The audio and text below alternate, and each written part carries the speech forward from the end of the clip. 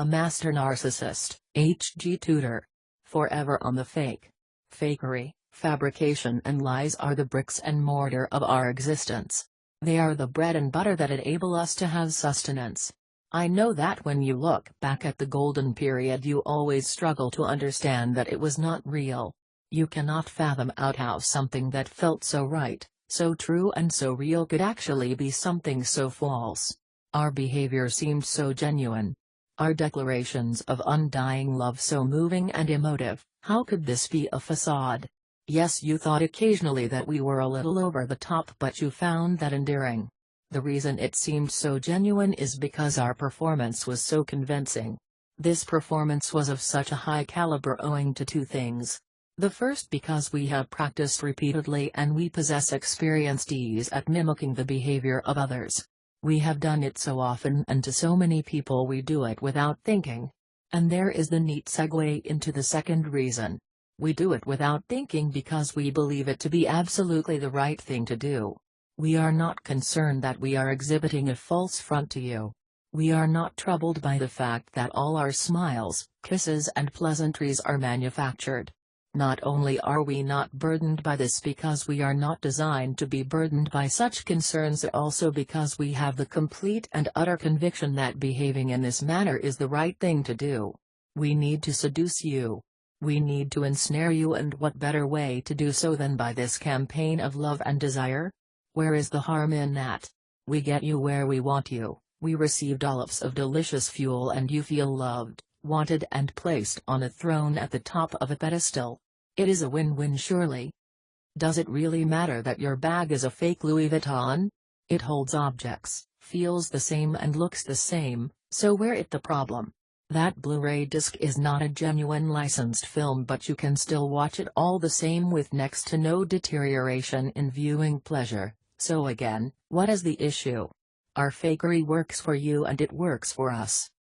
Our facade to the world of being charming, reliable and wonderful despite that particular mask being removed behind closed doors again is just a necessary device. How does it matter then? Friends and family are conned.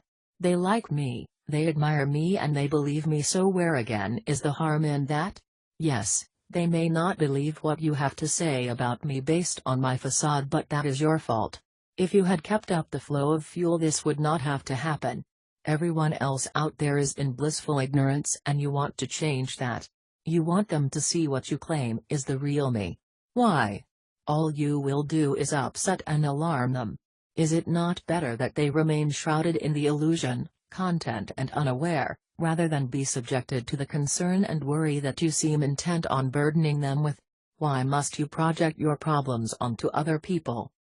Even when I denigrate and berate you, this too is merely manufactured. I do not really mean those horrible things that I say and do. I just do them because I have to. I have to keep you in your place, under my control and spewing out that negative fuel that I crave so much. If you had kept up the supply of decent quality fuel, I would not have to say these things to you to provoke a reaction. I only do it because I must. I do not mean any of it. Even when you ignite my fury, my hateful words and spiteful comments through this explosive fury is only based on a necessity to protect myself from your awful criticism of me. I do not mean it, it just has to happen. Do you understand now why it is not my fault? There is no real intent behind what I say and do, they are just merely actions which serve a purpose to ensure I get the fuel that I need. From my seduction, through to my facade to everyone else and even my devaluing of you, it is all based on a fabrication. A necessary set of illusions required to preserve my existence. No matter who I deal with, who I interact with or who comes within my sphere of influence, I roll out the lies, the untruths and the perfidy.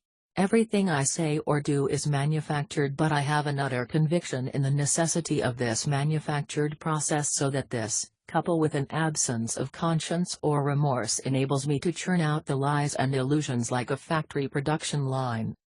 I am always on the fake. And that's the truth.